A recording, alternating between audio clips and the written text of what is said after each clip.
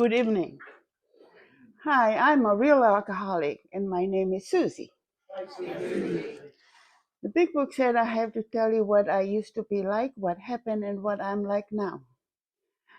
Okay, I was born in a little island in the South Pacific, and that island is the only last monarchy left in the Pacific.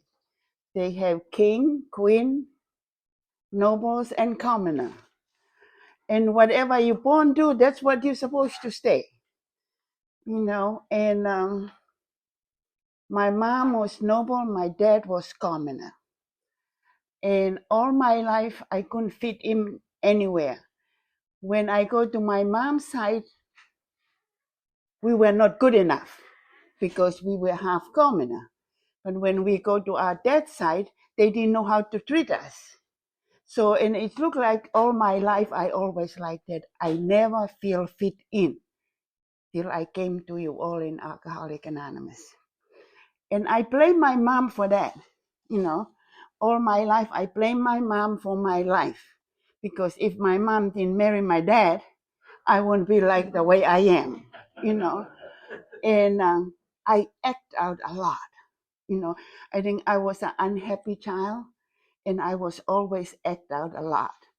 My dad passed away when I was 9 years old, and my mom couldn't deal with me because I always get in trouble. So my mom decided to put me in the convent so the nun can take care of me, because it's, the nuns, they were very disciplined. But even the nun couldn't take care of me because I get in trouble in the convent. And when I think back where I took my first drink, I took it in the Catholic Church. That one of my job in the convent is to clean up the church after the priest say the mass. And when you clean up, they clean the chalice. The priest drink a little wine and do the thing, and just left a little bit in the chalice, and then I look at it, I said, I will try this, because he said that's the body of Christ. So I thought if I drink that little wine, I will be something else. So I drank that wine and looked like I looked forward for my job. And that was my job in the convent after the mass to go and clean up the church. So I did a good job, And I have that job for a long time in the church, but that's where I took my first drink. The first time I did it, I loved the smell of the wine, and then I take the taste. Ooh, that tastes pretty good, and then I think, and though at the end, if the priest leave a little bit, tiny little bit, I have to add a little bit more to it myself, so many. And, but the thing is, I never fit in. I get in a lot of trouble. And when we go to church, you line up in the morning to go to church. And I don't know about you, but as a Catholic and a child, we sit in the church so early in the morning, and I look up at the crucifix, and I say to myself, if that's what God do to his only son, let him hanging half naked like that, imagine what he will do to me. But see, but that is my thinking. That was my thinking, So that's how, I get in trouble a lot, And the nun was punishing me. I have to pull weeds, And I remember one time they have a nice little flower garden with the picture of the Madonna inside. And that was my punishment, to pull the weed. I pulled the weed and the flower and everything in the garden, because I said, I'm not going to pull weed no more. And then the mother superior said, why did you pull the flower? I said, I couldn't tell which one is the flower and which one is the weed. I can lie too, and I convinced them that I was right, And I feel sorry for my poor mother because she always had to come to the convent because the mother superior called him, had to come, because I always get in trouble. But one thing I learned in the convent, in the morning, that you're supposed to line up to go to mass. And 5 o'clock in the morning is too early for me, and they come in and turn on the light. Come on, everybody get to go line up to go for church. Sometimes I go under the bed, and hide there until they do. And then they found me there. Then I go to the line up to go, I go to the bathroom and stand on the toilet. And the nun look underneath, and they go to church, but look like they figure that she is not in church. Where is she? She is not in church. And then one day the Mother Superior tell this story. And today I know it's a story. But she tell a story that this girl has been hiding from going to church. And this guy was sitting in the church watching everybody come to church. And she didn't show up. So they have to go and they feed the dog because the nuns have dogs. And they feed the dog and they climb over the fence, and do bad thing to the girl. You should have seen me. I was the first one in line the next morning. And we went to church, but I never remember. I look in the way the Mother Superior looked at me when I walked into the church, like, okay, we get her this time, that she comes to the. So I always get in trouble like that. But one thing I learned in the school, we study history and geography, and I learned that the United States of America, that's the only country in the world you can be who you want to be. And I said, phew, that is the country I'm going to go to. I'm not good enough here because I will never think, because I'm half commoner and everybody will treat me like that. So I am going to the United States. And my late husband was my first victim. He came with the Peace Corps. He came with the Peace Corps. And I remember he asked me for a direction or something. And I told him where it is.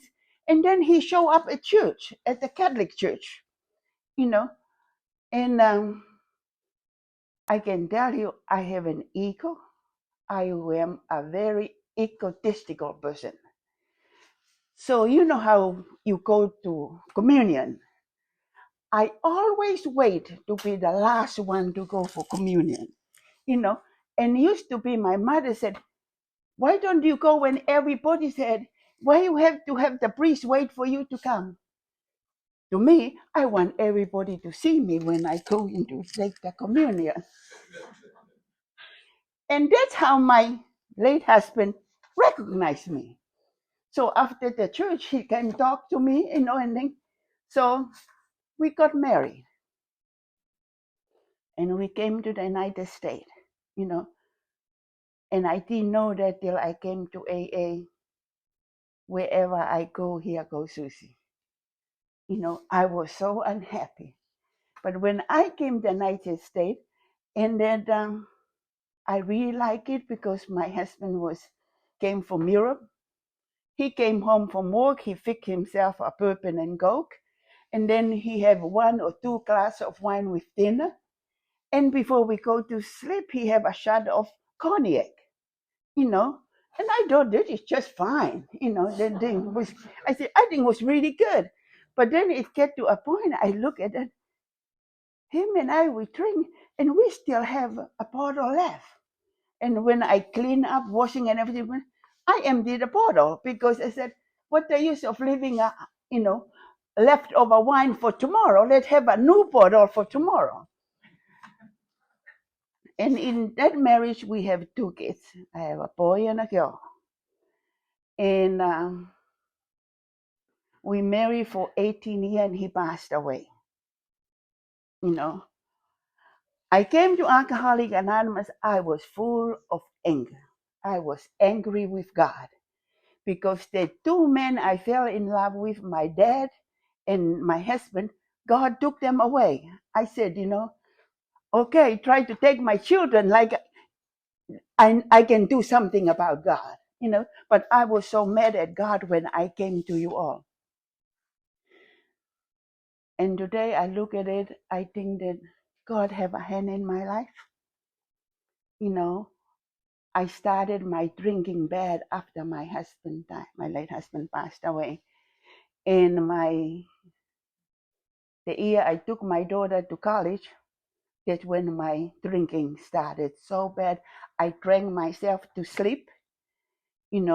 I don't know about you. I can say the rosary in one hand and gin and tonic in the other hand.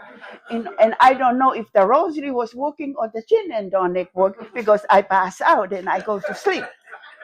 And and I used to call my kids in college because my kids usually call at night to say good night and how was my day.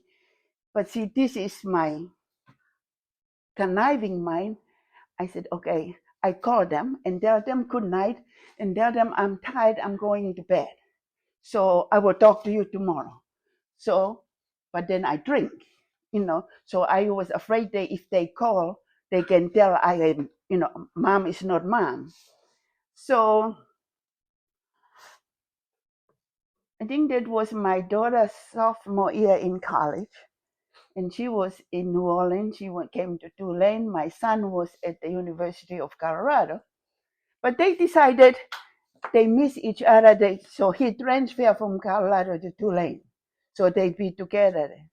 And I don't know, one day I think I just messed up. Or is God working that? They call. And I couldn't they couldn't talk to me. So they call a friend of ours to say, could you go and check on mother, because she cannot answer the phone. And they came, and how they ring the doorbell and stuff. I came and peeked through them. I saw them, and I just tiptoe away and not answer it, because I know if I open the door, they can see the condition I am. And then the next day, my son flew back home, and he came there and he said, Mom, we have a thing to do. Either you come with us to New Orleans, or one of us have to come back to be with you. You cannot be by yourself. So I said, oh, I will go with you, So, but I figured out I'm just go with them just to behave myself and then I come back. But God have a way, because we came to New Orleans, and that's when I met my husband. And when I met my husband, he said, oh, I come and see you this day and that, but I cannot see you on that day. And I say to myself, is he a two-timer or something? And then, and I find it out later, the reason why he didn't come the other day, he goes to a meeting. He goes to a meeting.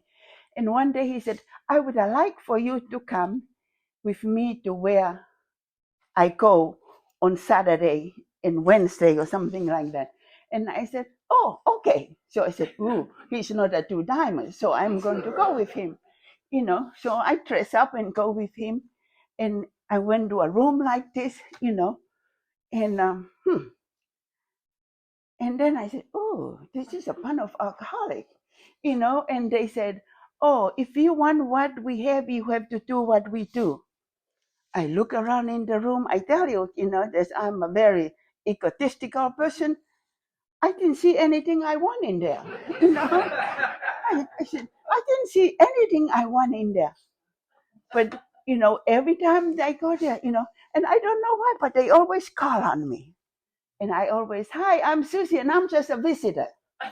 And they say, keep coming back, keep coming back. And I think I go with him for a meeting maybe almost 6 months, and I'm just a visitor. But I don't know, something happened, because when you share your story from inside, I don't know, something happened to me. I can identify with you, and I can come out with reason. When you share your story, I took your inventory, or I drank so much beer and said, oh, I didn't drink beer, I drink good stuff. And he said, oh, I have a DUI. I said, I never have a DUI. And I figured I didn't have a DUI because 2 hours before I drive, I stopped drinking and I drink 4 cups of coffee. because I figured out if I get on the street, I won't be in a cop stop me, I'll be wide awake from the coffee. So I never have a DUI. And then we talk about you being to treatment, I mean, I said, I never been to treatment. And I tell you the thing, I was sober for so many years until I find out I was lying to myself. I've been in the treatment, you know. But when I went there, I said, oh, I feel, they said, oh, Suzie, you were just going through some hard time, when I didn't tell them that I drink so much, and the doctor gave me Xanax to help me to go to sleep. I don't know about you. I take a Xanax and a gin and tonic, I'm out, I'm out, you know. So, but then I find it, I was lying to you all because I was at Tulane, you know, at the psych ward, you know, because, you know, my children brought me and they find me, I was sitting somewhere in a corner.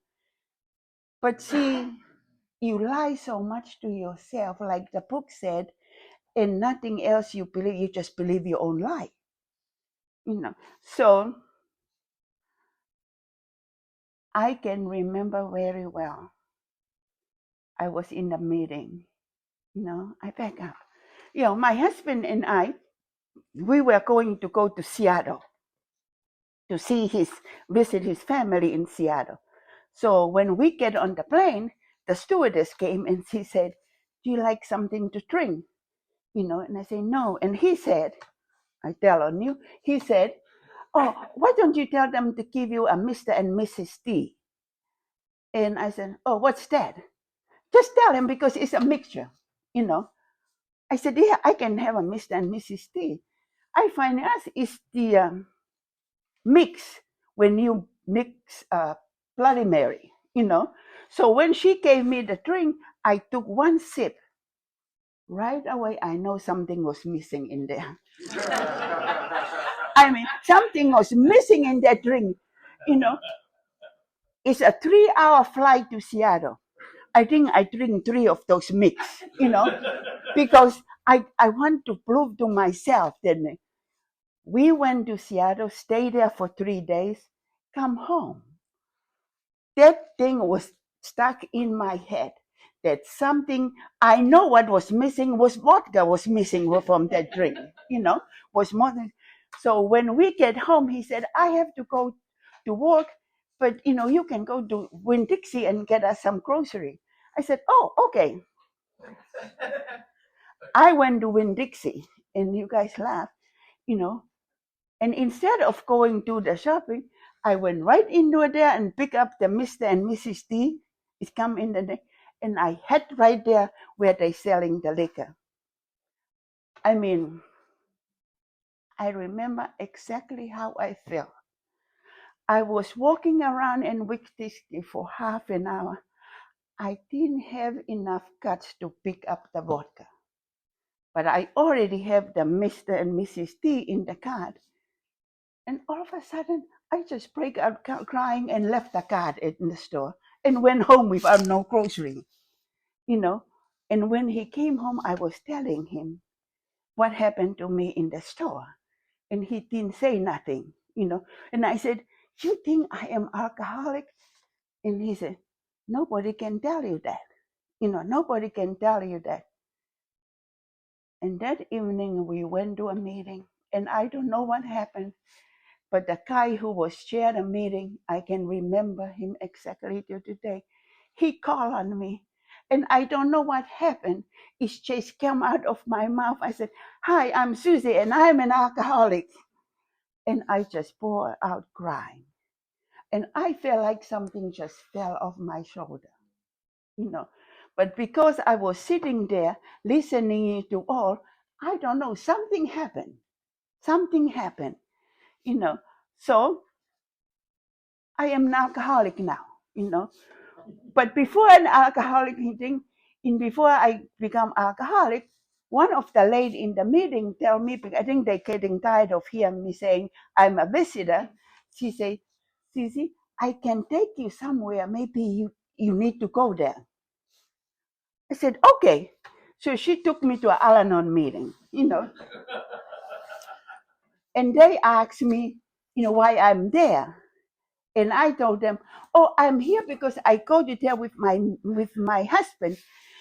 And I find it out, all those alcoholics, they marry so many times. I mean, they divorce and marry, and sometimes they marry again. Something is wrong with them. And I forget to tell them I am my husband's fifth wife. So the lady in Al-Anon, she said, keep coming back, but you need to come for 6 meetings because in here, we don't talk about them. We are here for ourselves. And I didn't like it because, because I didn't come there for you to tell me about me. You're supposed to tell me how I'm going to fix those alcoholics they marry so many times. So I forget, so I don't go there, but I stay in AA. And I stay in AA, and I tell you, I grew up in AA with a bunch of old timers, and I told you, I haven't found it necessary to take a drink or any kind of mood altering medicine since July the 24th, 1997. And I owe it all to my God and to the 12 step of Alcoholic Anonymous. I believe in those 10 steps. When I came here, all I hear is say, don't drink, go to the meeting, get a big book and read it. And get a sponsor, she will take you through the 12 step of Alcoholic Anonymous, because recovery is in the 12 step, And I said, I will try this, But I think I wanted to try to prove to you that I can get sober and stay sober on my own, But the thing is, and I came here and I started doing stuff. I got me a sponsor. I walked the step.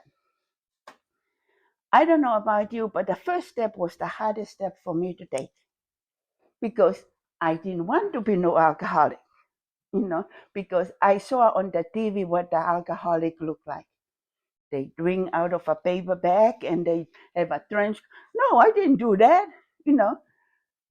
But that was the hardest step to take. But somewhere in the book it said, I have to concede to my innermost self that I am an alcoholic. And thank God for sponsorship. She keep pounding them on my head. And I start coming out from all this reason. And she told me, I would like you to reach page 21 in the big book. And when I read that, the description about the real alcoholic, I cannot think, I said, oh, that's it. And when I told my sponsor, I finally get it. And she told me, okay, now when you go to the meeting, you're going to introduce yourself. Hi, I'm Suzie, and I'm a big book page 21 real alcoholic. And I have to keep saying that until I get to believe it, because I have a hard time believing I'm an alcoholic. So I think I say that almost 2 years. And I remember one time she said, how is that real alcoholic? And I said, I know I'm a real alcoholic. And then she said, okay, now you don't have to say that anymore. Now you don't have to say that anymore. And I learned it with sponsor. Sometimes I tell on myself without knowing that I'm telling on myself. And then she tell me something to do. And I say, here you go again, Suzie, open your big mouth. Now we're going to stuck with it. Now we're going to stuck with it, But then she was right, because it said the first step is the only step we can work 100%. I have to wake up and look at the mirror and say, hi, Suzie, you are a real alcoholic and you are powerless over your life. And she used to tell me, add on, I'm powerless over alcohol, people, places, and things. she have to add it onto it because she knows I'm a control freak. I like to control people, and then when I try to do that, people doesn't. I throw at the line. You stand there. If you move a little bit, I get upset. And when I get upset, I act like an alcoholic, and my life become unmanageable. So she told me that's what I have to say. That so I get to believe that I'm powerless over alcohol. I'm powerless over my husband and everybody else. And it took me some time. But when I finally get the first step, I believe I get it. Because I remember I was a year and a half. I drove down the street in Louisiana and I look up, there was a sign, neon sign. Gin with a twist of lime. I said, I wonder how it tastes. I already know how it tastes, but I wanted to see how it tastes come out of the bottle with the lime already in it. I go to New Orleans and come back to the thing with that thing in my mind. And I told myself, you know what? If I stop and buy a bottle of gin with a twist of lime and drink it and taste it, nobody knows. But someday something happened because I cannot stop and pick up the gin. I cannot stop. And finally I get to really fully conceive to my innermost self that I am an alcoholic. Step 2, I always believe there is a God. But I don't believe that God can take care of all my problems. I can fix this. I can give God the little stuff. And I can do the big stuff. And and and it looked like it doesn't work. But that's not what the book said. I came to believe is a power greater than myself will restore me to sanity. So when I think the other way, my sponsor said, you are insane. You are insane. So you have to do exactly what the book said. And I start giving the little thing. She says, start giving God the little stuff and see what God can do that you cannot do. So I tell myself, okay, I'm going to give God the little stuff and see if he can do it. And God take care of the little stuff. And the more I give God, the more God do for me. And then I came and I fully believe in God. But the thing is, I learned to trust God. I learned to trust God out of the second step. But then it came the thing, I have to turn it over to God. If you are gone through a freak like me, I used to go to third step meeting and I cried. Believe I cried because I said, if I turn all of this, God, like they said, I'm the hole in the donut, I already feel it before I start turning it. I told my husband, I don't think I can do that, And he said, why? Because I already feel like that I'm going to be a hole in a donut if I keep giving that, And all he said, talk to your sponsor. And sometimes I try to manipulate him. I said, I think that God put you in my life, so can I have an in-house sponsor? And you girls know how we can manipulate men, And the thing is, he was 12 years in the program when I met him. And he said, I cannot do that. You are the only one you're supposed to do that, But I can see today how God worked in my life. If you are sitting here trying to figure out your life, try 1, 2, and 3. Try step 1, 2, and 3. By the time you get to 3, you can feel a new freedom. Today, I don't know. This is the first thing I do is turn it over to God. Before I would try everything else. And when it doesn't work, and I said, okay, I will let you God do that now, But because today, the first thing I do when we wake up in the morning, I have to be grateful to God that I'm awake and turn my will and my life over to God for that day. And I tell you, my days goes much, much better. Much, much better. Come the fourth step. I don't know about you, but when I saw the fourth step, I said, I'm a Catholic. I used to go to confession every Saturday. It's a piece of cake, Oh, I didn't do this, I didn't do that. I tell you, I find out so much about myself in the fourth step of Alcoholic Anonymous. What a liar, a cheat, a thief I am. I didn't steal nothing, from nobody. I said, I didn't steal nothing until I take the fourth step. And in the 12 and 12, there is 33 questions on step 4. And I find it out when I answer those questions, I complete everything. Because I don't know how they put those questions in the fourth step, in the 12 and 12. I can get rid of my fear, my resentment, and even sex. I said, I fall in love with 2 men and I marry both of them. That was an eye-opening when I do sex inventory. I didn't know that I use sex for stuff. If I want to go shopping, I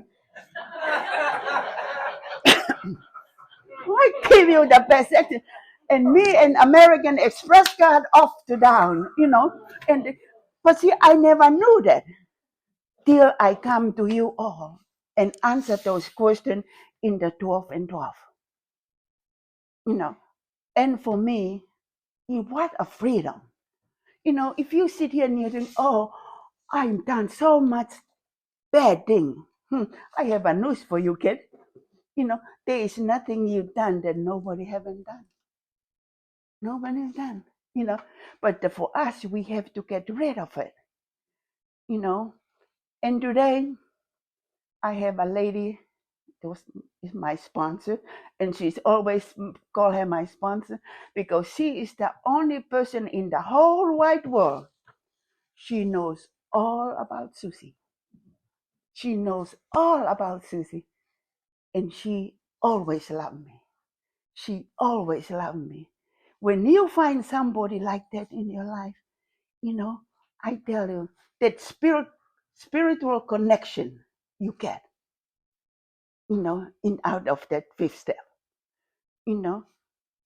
Yes, now I know all my shortcomings.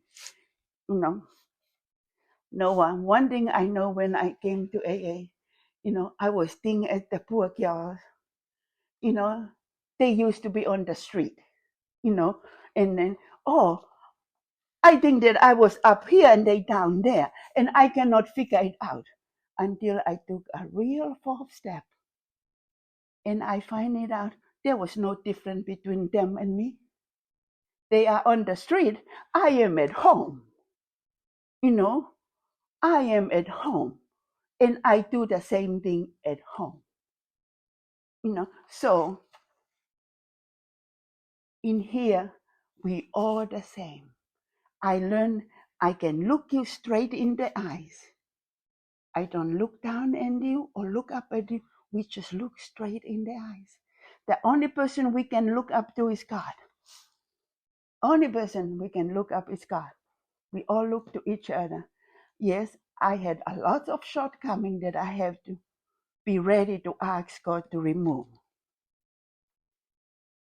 And in the 7th step, to me, I learned a whole lot about humility. And for me, I find it out humility is the basic ingredient in my relationship with God and each one of you. It's each one of you. If you don't have humility, you have to get that humility. Because when you get humility, you get it all. You get it all. So I have to, and I remember because Stalin is here, we have a meeting called Drop the Rock. It's out of step 6 and 7. And And out of this, we have a list of the opposite of your defects of character. And you're supposed to practice the opposite of your defects. And I don't know, not the other ladies, me. When I try so much to practice the opposite of my defects, I practice my defects. I mean, and I feel it and I see it. One day, Darlene asked me something, and I was out there. I turn around and lie to Darlene, and when I walk away, I say, why did you tell it to Darlene? And I mean, I had to call my sponsor and tell her because I feel like I am dying, because I know I am not getting anywhere. And she said, how is that drop the rock going? I said, it's going, but I don't know why. Because I am trying to practice the opposite of my defect, but the more I try, I end up practicing my defect. And that's one thing about sponsor. She said, open the book and read me what the 7 steps say in the big book. The first time I read it, I just read it up quick. And then I said, yes, that's it. And she said, read it again. Then I read it again, and then it kind of caught my eye. And then she said, okay, now, this is the 3rd time. I want you to read it again and tell me what you know, what you see on. It said in there, all I have to do is ask God to remove my defects of character. And she broke out, laughed so hard. And I said, what's so funny? And she said, there is nothing there say about you practicing the opposite. All it said in the, these old timer, they are so smart. All it say, you ask God to remove your defects of character. And that's all it is. Darlene is sitting there. So I said, you know what? I'm going to close the meeting. And I said, you can take it to Crestview.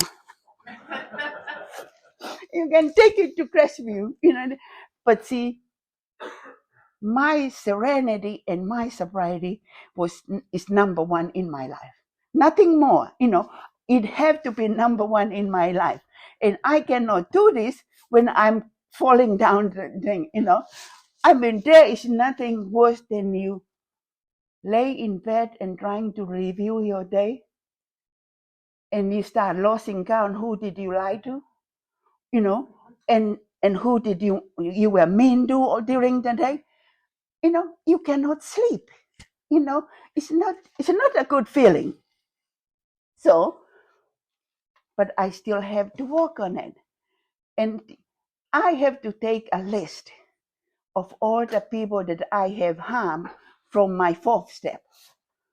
And my mother was the first one on the list. Was the first one on the list. And I remember an old timer who sit and he said, and I cry and tell them, I don't know what happened. I write to my mother. She doesn't answer me, And they say, doesn't matter. Keep writing her the letter. Keep writing her the letter. And one day I was 10 years sober. I get a phone call from my sister that my mother is dying and she like to see me. 10 years that I waiting on this man, So my husband and I, we went and see my mom. And then night I sit there with my mom. And it's just like I think the step is said, 8, all I have to do, make a list and become willing. God will provide the time.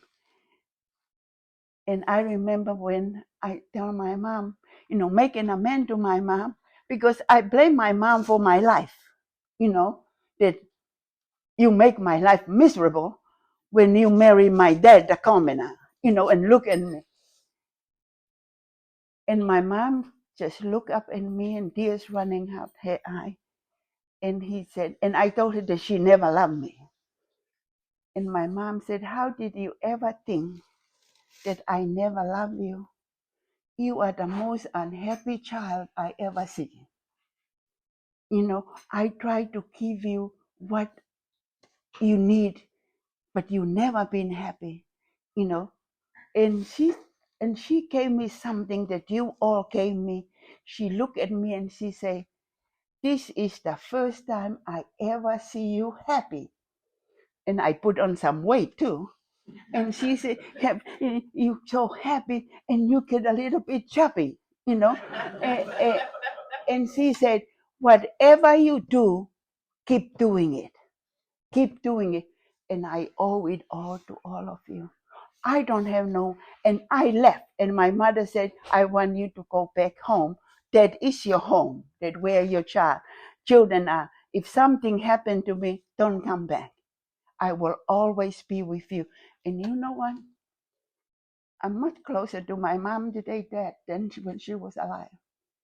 I can just sit and I think about my mom, and I can talk to my mom. She's not there. But I owe it all to Program of Alcoholics Anonymous. To me, 10, 11, and 12 is an everyday deal. It's an everyday deal. Step 1, 2, 3, 10, 11, and 12, I have to take every single day. Step 10, I don't only have to wait till the day is over.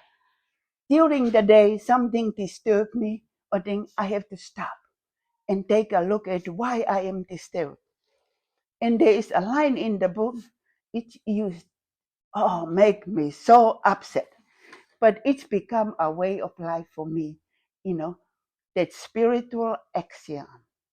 Whenever I am disturbed, no matter what the cause is something wrong with me. And when the thing is, I have to take a look at me. And it's always, maybe you remind me what I used to be like, or something you do that I am doing, So, and then every night before I close my eyes and go to sleep, I have to take a look. What did I make my spot check inventory at the day short? What did I do for God or anybody today? That is my last question. And I try to do something every day for somebody, because when I do it for somebody, I do it for God. And I can fall asleep. 11? Oh, I love that. All my life, I try to understand God. At the line, I fell in love when I get here, the God of my own understanding. And I said, okay, I will make up my own God the way I want God to be. No, today, it's the God that is God. I don't have to make it up. It's there. It's there. So, but that's to me, I say it, the God of my experience. I will never understand God, but I tell you, I can experience God a lot of time. A lot of time. I live in the wood, and I call it my happy place. I have a God spot in my place. I wake up in the morning, my husband and I, we go with coffee. The first thing we do, we tell God, good morning and thank you for waking us up. And ask God to take care of us and help us to be what He wants us to be today. And our days goes pretty good like that. Our days goes pretty good like that. Sometimes a little bump on the road, but then it's make us, the more you practice, it's become easy to spot it. Okay, Susie, here you go again. You're trying to take control of it. Give it to God, and then I think that is the frosting of the cake, is the 12th step. Because it said, I cannot keep it until I give it away. I met an old man, I think maybe some of you know that, At first, when I met him, have 57 and some years old in Panama City, and he was sitting there. I mean, the guy just sit there with that look. You guys know what that look is. You know, I said, boy, I would like to be like him. So I went up to that old man. His name was Easy. He already gone to them. I say, Easy, how can I be like you? He reached up and touched my face. And he says, Susie, it's so easy. All you have to do is trust God, clean house, and help others in that order. And you know, I fell in love with that. I fell in love with that. That's what I'm doing. You know, trust God, clean out the records of my past, and clean out what happened this morning. You know, and help others. If you haven't worked with a newcomer or somebody, I tell you, there is nothing like witnessing the newcomer or the person get sober, stay sober, and achieve sobriety. Being sober and sobriety is two different things. It's two different things. We try to get sober, we stay sober. But in sobriety, it's come from spiritual experience. We learn to live life on life term, and it's okay to be in your own skin. You don't have the power to make Susie upset today. No. I don't give you no power for that, because I know I am the only one I can make myself upset. So if I can leave you with anything tonight, be grateful for your sobriety. Be grateful for your life.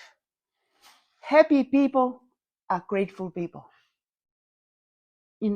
Why God give you anything if you are not grateful for what He already gave you? Think about it. And the thing is, we give what we want for ourselves. I find it out. We don't take nothing with us when we leave this world. The only thing we take is what we give. And I tell you, I have a plan. My husband laughed. I'm going to have an 18-wheeler when I left this world. Because I am going to load up everything that I give, because that's the only thing that I will take with me and stand in front of my Creator. Here I am. And that's what I gave. I will get it. Everything else, no. I see people, they get lost on trying to accumulate stuff. I don't accumulate nothing. I get rid of it. Because I know when I die, I'm not taking it with me. I don't think. I'd rather have you enjoy it whilst I'm still alive. So, please, love each other. That's all you have to do, love and give. Ask yourself every day, what did you do for anybody? Here we said we help each other. But in thing, we help anybody. Anybody. But whatever you give, you will get it tenfold. And the thing is, I love you all. And if nobody tell you lately they love you, I'm telling you, God love you, and Susie love you too. That's all. Thank you.